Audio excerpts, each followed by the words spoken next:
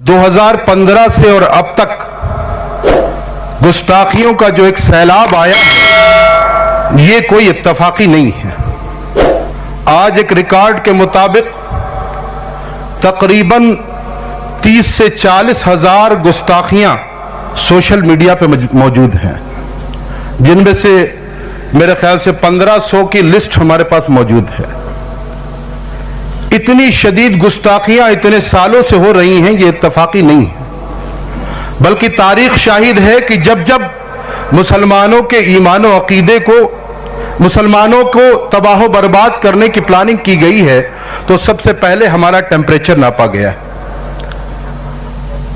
यही वजह है कि मुल्क हिंदुस्तान को स्पेन बनाने की तैयारी कर ली गई है, और स्पेन बनाने के लिए सबसे पहले जरूरी था कि मुसलमानों के ईमान और अकीदे को जांच लिया जाए कि इनके सीनों में अपने नबी के से कितनी मोहब्बत है।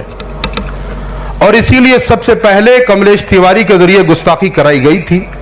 आपको याद होगा कि उस वक्त पूरे हिंदुस्तान में लोग सड़कों पे आए थे, उसके खिलाफ एहतजाज किया था, और फिर आलम यह हुआ था कि यह महसूस किया जाने लगा कि कहीं ऐसा ना हो कि उस गुस्ताख को कोई कैफर किरदार तक पहुंचा दे, लिहाजा उसको सलाखों के पीछे भेज दिया गया। हमने ये समझा कि हमें अब हक मिल गया है, हमें जो चाहिए था वो मिल गया है, लिहाजा अब हम खामोश होकर बैठ जाएं। हकीकत यह है कि उसे तहफ़्फ़ुज़ फराहम किया गया था, उसे सजा नहीं दी गई थी। यही वजह है कि चंद ही दिनों के बाद जब वो बाहर आता है, तो फिर आने के बाद वो ऐलान करता है कि हम मोहम्मद साहब की जीवनी पे एक फिल्म बनाएंगे माअज़ अल्लाह ताला। और उसने सिर्फ ये कहा नहीं था, बल्कि नक़ल कुफ्र कुफ्र न बाशद, उसने माअज़ अल्लाह एक यूट्यूब पर एक छोटा सा वीडियो, एक ट्रेलर लॉन्च किया जिसका नाम रखा रंगीला रसूल माअज़ अल्लाह ताला। कहिए माअज़ अल्लाह।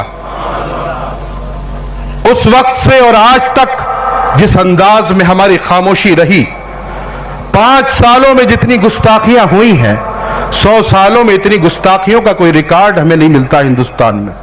लेकिन इन 5 सालों में जो बेगैरती हमने दिखाई है, इन बेगैरतियों का भी कोई रिकॉर्ड नहीं मिलता। ये अशार, ये कलाम हम हमेशा अपने जलसों में पढ़ते रहते हैं कि बतला दो गुस्ताख नबी को गैरत मुस्लिम जिंदा है, उन पर मर मिटने का जज्बा कल भी था और आज भी है।